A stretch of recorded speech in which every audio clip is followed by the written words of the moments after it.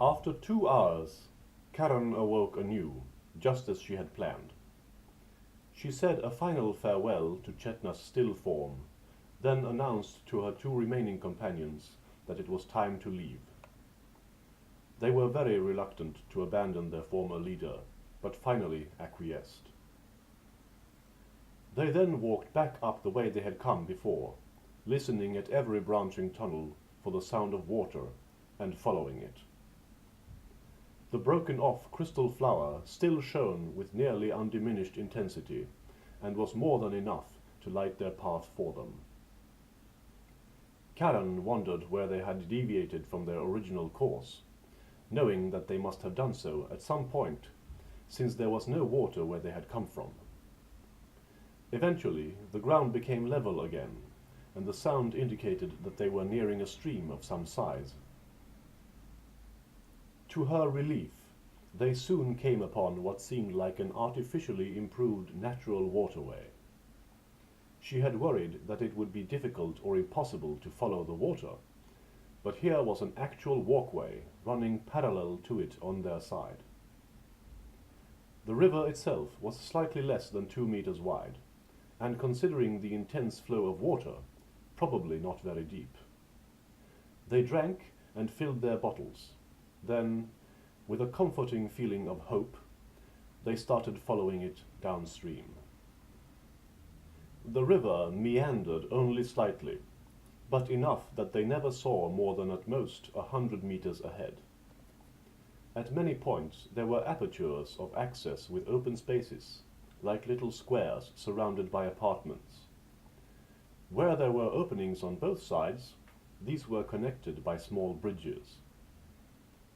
The overall impression was that this area had once been quite densely inhabited, and the river a regular gathering place. Then came a light ahead, the warm yellow light of fire, distinctly different from the rather cold blue-green emanation of their crystal. They saw it first indirectly, from around one of the sharper bends in the river's course. Wise from earlier experiences, Karen immediately wrapped their flower-like torch in her tunic. They heard no sound at first, but of course the river bathed their ears in constant noise.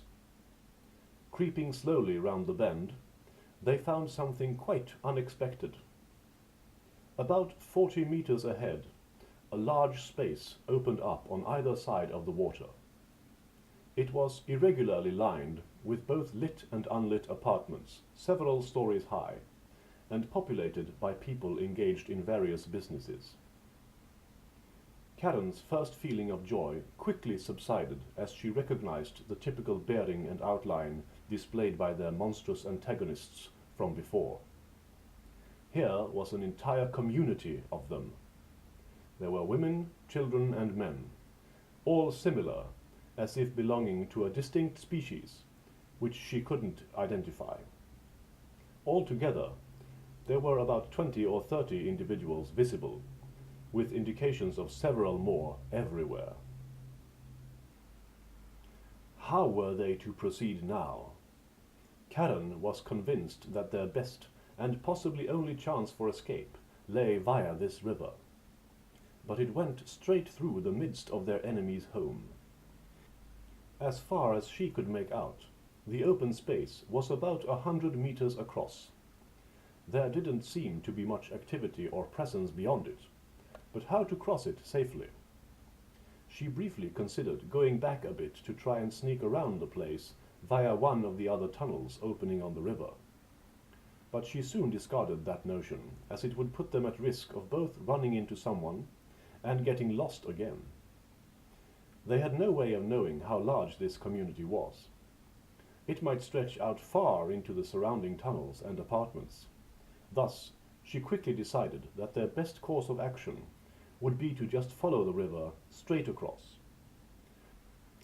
Her idea consisted in walking or swimming in the water, not exposing more than absolutely necessary of themselves. The trick lay, of course, in doing it at the right time, when no one was near or approaching the stream. She explained this plan to her two followers, who both immediately refused. Karen understood that they had not really followed her and Chetna's reasoning during their various trials. Though not necessarily unintelligent, they had put most of their faith in the leadership of Chetna and later both the older women. They had, to some degree, followed where led, without understanding the reasons guiding their course. Therefore, Karen now had to take them back some distance to a place where they felt reasonably safe, and try to convince them there. It took quite a while. First, she had to make them understand that there were really no other options. And secondly, she had to convince them of the plausibility of staying hidden so near their enemy. She tried to fill them with some confidence, saying that they would be invisible to everyone who were not near the water. Also explaining the psychology that made the river into an uninteresting, everyday presence to these people, rendering it a veritable blind spot in their consciousness. Then they approached again, and, some distance before the bend, they stepped into the river. Happily, it was not more than about a meter deep. Karen had tried to impress upon both her companions the importance of making no sound of complaint, no matter how cold it felt. But even so, they could not repress a few sharp intakes of breath and slight gasps at the icy touch of that subterraneous watercourse. This was the weakest link in her plan. For fear of being heard entering the water, Karen didn't dare do so any closer to the square. But this meant that they had to wait for a good moment to cross, while submerged. She realized that they could not stay like that for more than a few minutes at best. So, with only their heads above water, and under the level of the walkway, they moved close enough to the square that they could see most of it. As expected, there were still people about.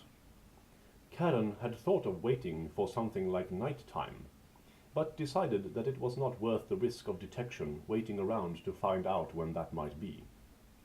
She had also theorized that maybe people who lived underground didn't necessarily have a commonly shared rest-work time structure. She could already feel Tisha's hand start to shiver in hers. So, seeing no one being either near the river or walking towards it, she started forward resolutely. Half walking, half swimming, they made their way across as fast as they could. They were much helped by the current, making it almost possible to float passively in their desired direction. There were no lights near the river either, and so Karen counted on that hiding them in shadow. It really was like traveling along a dark ditch straight across the square. At both ends were bridges, and in the middle were a few broad steps allowing easy access to the water.